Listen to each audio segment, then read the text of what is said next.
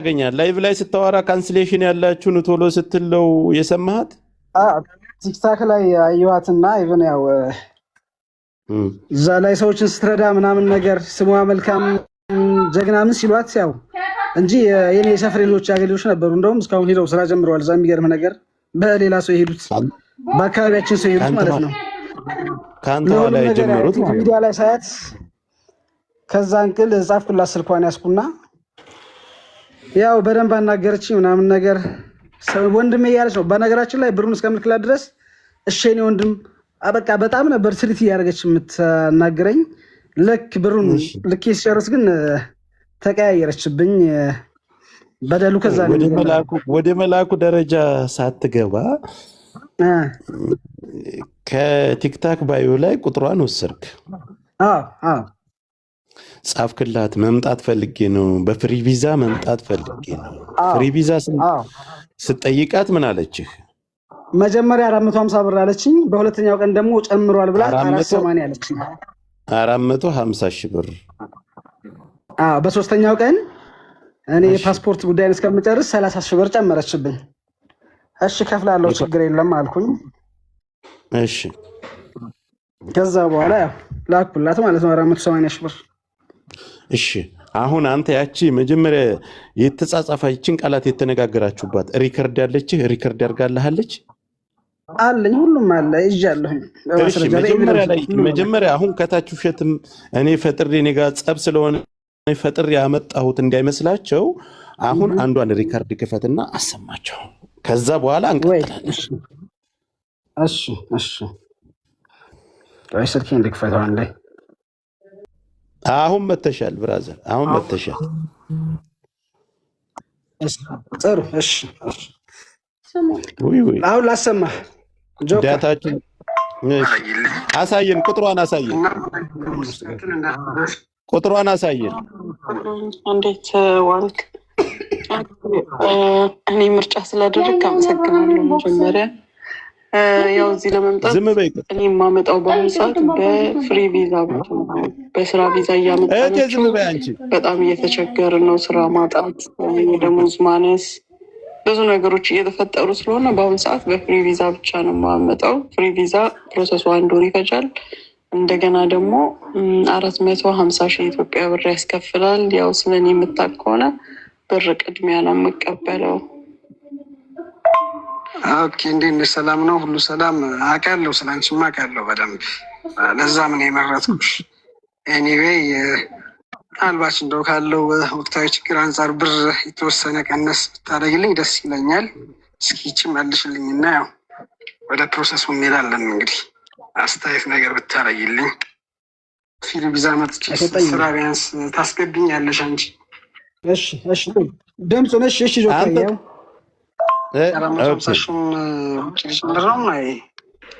ፈጠን ብለህ አትሊስት ባለው ነው ባለው ነው። ኦኬ ሙና ባለው ማለት ያው ባልሽው ነው 450 ሺህ ባልሽው ነው። ሰላም እንዴት ነህ? ያው ከላይ እንደነገርኩት ፓስፖርት ኮፒ፣ ጉርድ ፎቶ፣ ብሩን ታስገባለህ፣ ጀምርልሃለሁ። ወይል ጥሩ። ካምፓኒ አልሰራም፣ የቪዚትም አልሰራም። ጥሩ በቃ መጀመሪያ ፓስፖርቱንና ፎቶ ላክ። ብሩን የምታስገባበት አካውንት እልክልሃለሁ። አዎ ሙሉውን ነው የምትልከው። ሰላም እንዴት አደርግ? ፓስፖርቱንም ፎቶውንም ፎቶ ቤት ወስደህ እስካን አድርጉልኝ በላቸው። ይሄ ሲስተም ውስጥ ለማስገባት ያስቸግራል። እሺ እግረ መንገድህን ወደ ባንክ ስትሄድ ይሄን እስካን አስደርግ። ሰላም ላንቺ ሙናዬ፣ እንዴት ዋልሽ? ሁሉ ሰላም? በቃ ጥሩ። አሁን ስለመሸና ትንሽ ስራ ቦታም ስለሆንኩኝ በአንድ ፊቱ ያው ነገ ጠዋት ብሩን አስገባለሁ፣ በጠዋት ተነስቼ ማለት ነው። ሰላም ላንቺ ሙናዬ፣ እንዴት ነሽ? ሁሉ ሰላም፣ ሁሉ መልካም ነው ያለሁልሽ። ዛሬ ባንክ በጣም ኮኔክሽን አስደሞ አራስ ነች፣ ባንክ ቤት መሄድ አልቻለችም።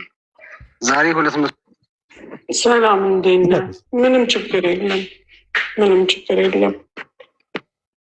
ገረድ እሺ ወንድም፣ እሺ አንተ ክፍታፍ አይቻለሁ ምን እየሰራ እንደሆነ ነግሬያለሁ።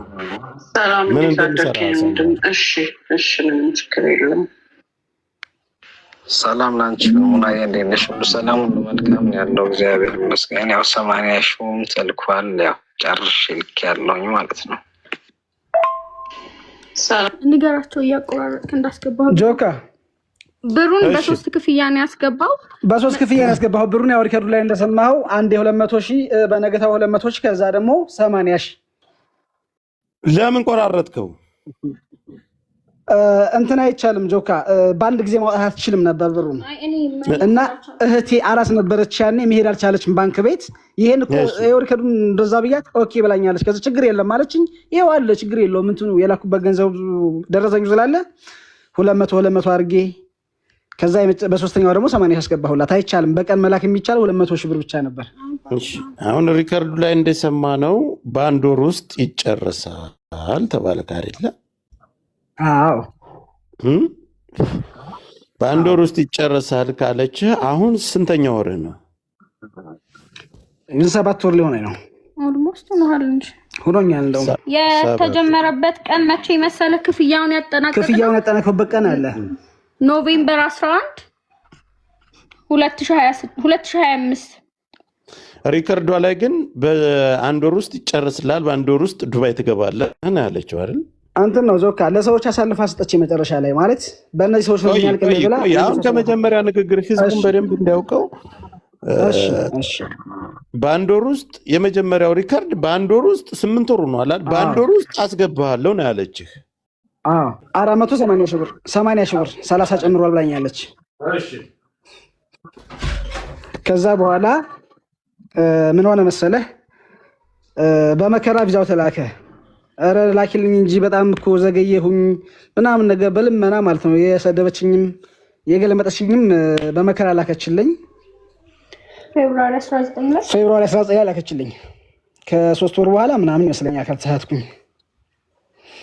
ከዛ በኋላ ለሌላ ሰው ነበር ለካ አሳልፋ አይሰጠችኝ። እኔ ደግሞ አልገባኝም። እዛ ዱባይ የሆነ ጓደኛ ነበርና ዶክተር ተመስገን የሚባል ቪዛው ተላከልኝና ሪከርድ አየሁኝ። ሃይ ዶክተር ተመስገን እንዴት ነህ ብዬ ጻፍኩ ማለት ነው። ከዛ በኋላ ሂድና እንደዚህ አሻራ ስጥ ምናምን ነገር ብሎ ሪከርድ አደረገልኝ። የመሰለኛ ጓደኛዬ ነው ለካ እሷ የላከችው ሰው ነው እንዳጋጣሚ። ከዛ በኋላ በ15ኛው ቀን ደወለልኝ። አንተ ልጅ እንደዚህ ሲለኝ ዶክተር ተመስገን አይደለም እንዴ ስለው እኔ እኮ ሙና እንደዚህ አስጨርስለት ብላኝ ነው ምናምን ነገር አለኝ። ይቅርታ እኔ ዶክተር ተመስገን መስለኝ እስከዛሬ ድረስ አሻራ አልሰጠሁም ነበር።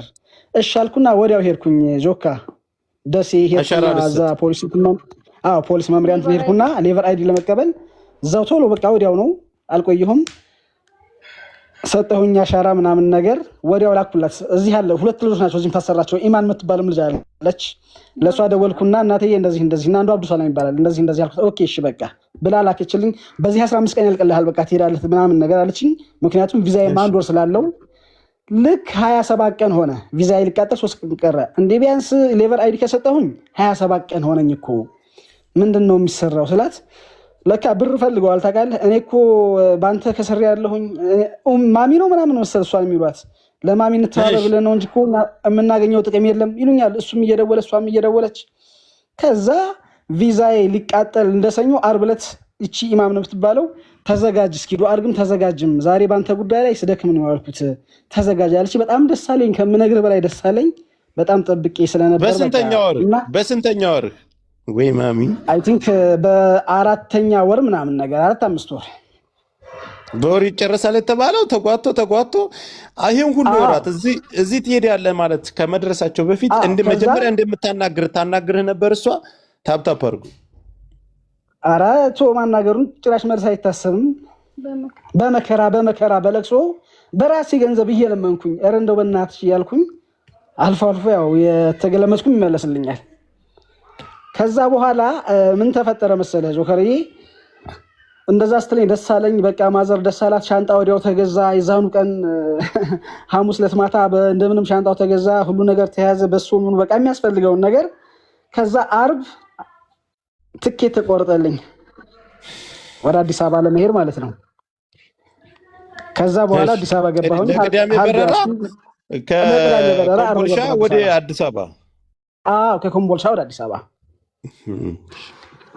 ከዛ በኋላ ሳይ የአየር ትኬት አልመጣልኝም። እንዴ ልጅቱን ደወልኩና ኤማን ምንድነው ይሄ ነገር አልኳት።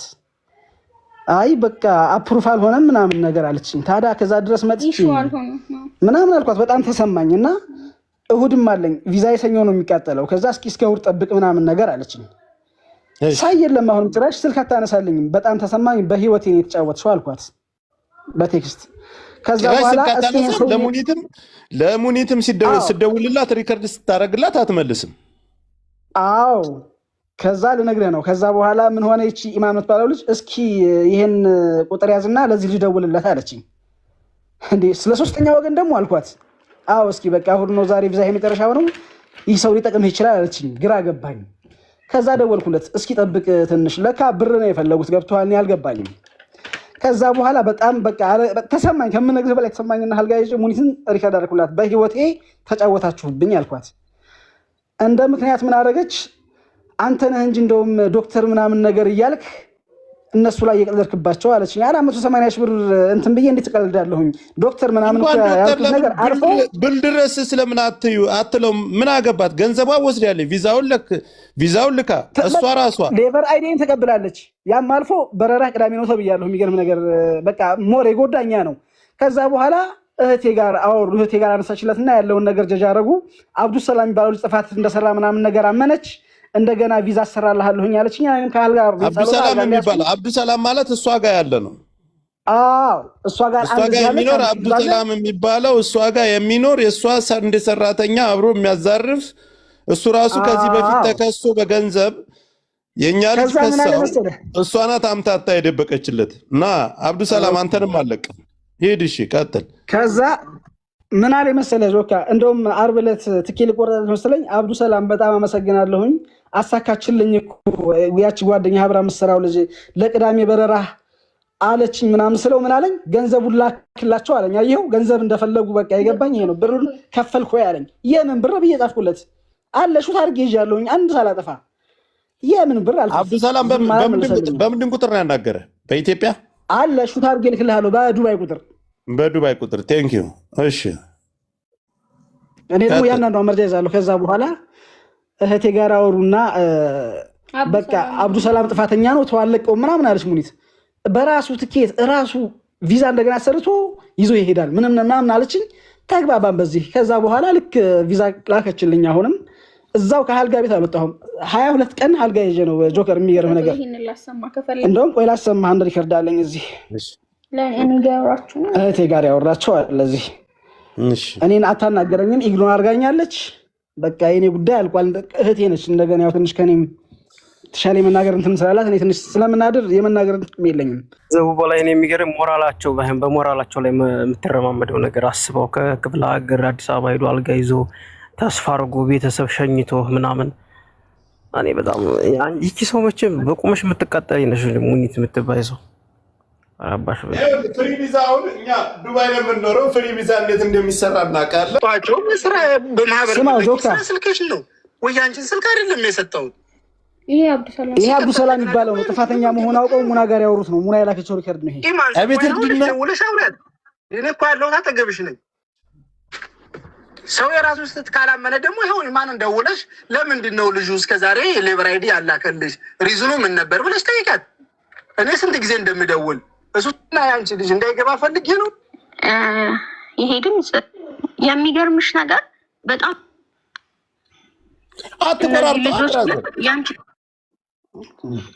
የእሷን ላሰማህ እኮ ብዬ ነው። ስማ እሱ ብዙ ልጆች ስለማይሰራ የተወሰኑ ልጆችን ስለሚሰራ ቶሎ የመስራት ቻንሱ አለው ብዬ ነው የመስፍንን ወረቀት ማስቀደሜ ነው። እኔ በእኔ ቤት ሁል ጊዜ ስጠይቀው ደግሞ የሚሰጠኝ መልስ መስፍኔ እንዳልተገኘ፣ ይሄን የሚሰጠው መልስ በጠቅላላ እሱ ላይ ነው የሚዘፈዝፈው። ይሄንን ምንም የሰማሁት ነገር የለም። አሁን ነው ትላንትና ይሄ ልጅ ምንድነው ለምንድን ነው ያልገባው? ዛሬ የመጨረሻ ቀኑ ነው አሳውቀኸዋል? ከትላንት ወዲያ ነው እንጂ ብዬ ስለው አዎ አስቸግሮ በዚህ ወጥቶ አዲስ አበባና ስንለው እምቢ ብሎ እንዲህ ነው ያለኝ። እናም የምጠብቀው መስፍን ጀስት እስኪ ያናግረኝ ነበር። ከዚህ በኋላ አንድ ነገር እንዳትመጣ እኔ ጋር ነው። አሁን ደግሞ እየቀባጠረ ነው፣ የማይልከው ነገር የለም። ኤኒዌይ እንዲሰራ ቪዛው እሱ ነው ደግሞ የሚያሰራው። በእርግጠኛነት የምነግርሽ አሁን እንዲያሰራ ማድረገው እሱን ነው። ምንም ችግር የለም። አሁን የላኩልሽ ፎቶ ይሄ ደግሞ ምን መሰለሽ፣ ትኬት የቆረጥኩበት ነው። ከደሴ ወደ አዲስ አበባ የሄደበት ትኬት የቆረጥኩበት ነው። ኢማን ያለችው ምን እንደሆነ ታውቂያለሽ? ወደ ማታ ትመጣለህ፣ ለቅዳሜ ጠዋት ትኬቱ ተቆርጦልሃል አለችው። እንደዚህ ስትለው እንዲያውም እኔ በጣም ደነገጥኩኝ። ይህን ትኬት እንዴት እኔ እንዳገኘሁት እኔ ነኝ የማውቀው። እንዴት እኔ እንዳገኘሁት እንዴ! ምን ማለት ነው? ቆይ ሌሊት ትበራለህ ወይስ የግል ፕሌን አለ ሌሊት አስነስተህ የምትሄደው? ምን ማለት ነው ይሄ? ጠዋት ትመጣለህ፣ ጠዋት ተቆርጦልሃል ትኬት፣ ወደ ማታ እስከ ማታ እናሳውቀሃለን፣ ትመጣለህ። እሺ ጠዋት ከተቆረጠ ይህንን የምትለው መቼ ነው? አርብ ነው። ከዛ በኋላ እኔ አርብ ላይ በቃ ሙሉ ሰዎቹን የማውቃቸውን ሰዎች ሁሉ ደዋውዬ ካልሆነ እዛው ሂደን እናያለን ብዬ አጋጣሚ አንድ ትኬት ነበረች፣ እሷን አገኘሁኝ። እሱን ትኬት ቆረጥኩለት፣ ወዲያው መጣ ቀጥታ እንጂ ጭራሽ እንደዛ ይሄ የሚሉት ነገር ፈጽሞ ውሸት ነው። ታይፎይድ ነው ታይፈስ የሚባል ነገር ታሞ ነበር።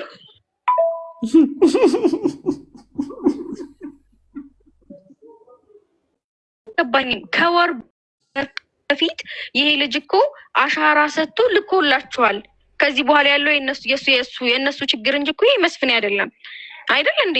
ምክንያቱም ከወር በፊት ከላከላቸው አሁን ይሄ አሞኛል ራሴን ታይፎይድ እንትን ብሎኛል እያለችን ምክንያት የሚያደርገው ለምንድን ነው? በቃ አንድና አንድ መስፍኔ ጥፋቱ ምንድን ነው? ብር ስላልከፈላቸው ነው። ኤክስትራ ብር ፈልገዋል። ሙናት ትከፍልንም፣ ይሄን በራሳችን ነው እኛ የምናደርገው፣ ገና ለገና ከተሳካልህን የሚከፈለን ብለው ከኛ ተጨማሪ ብር ፈልገው ነበር። እኛ ደግሞ እሱን ስላላደረግን በዚህ መልኩ ቀጠው አለቀ። ሌላ ነገር ምንም የለም። ቀጥታ ይሄ ቴክስት እንደደረሰው ማርች 23 ላይ ነው ቀጥታ ይላከላቸው ለነሱ ቴክስቱን ለአበር አይዲው ማለት ነው። ቀጥታ ላከላቸው። ከዛ በኋላ እንዲያውም እሱ ነው እኮ ሁላ ኧረ ቀኔ ሊያልቅ ነው፣ ኧረ እንደዚህ ነው እያለ በጣም ደጋግሞ ሲደውል አልፎ ከሱ አልፎ እኮ እኔ የኔን ስልክ ራሱ አውቃው የእሱን ስልክ አላነሳስትለው በእኔ መደወል ጀምሮ በእኔ ማንሳት ጀመረች። ከዛ የኔንም ካወቀችው በኋላ ስልክ ራሱ ጋይስ ታፕ አድርጉ። ድምጽ ኔትወርካችሁ መሰለኝ እየተቆረ የኔ ነው የሚቆራረጠው። ጋይስ የኔ ነው የነሱ ነው። ኦኬ እነሱ ነው። አንተ ትሰማለህ? እሺ መጣ አንዴ ቻርጀር ላምጣ። ኦኬ ሄድ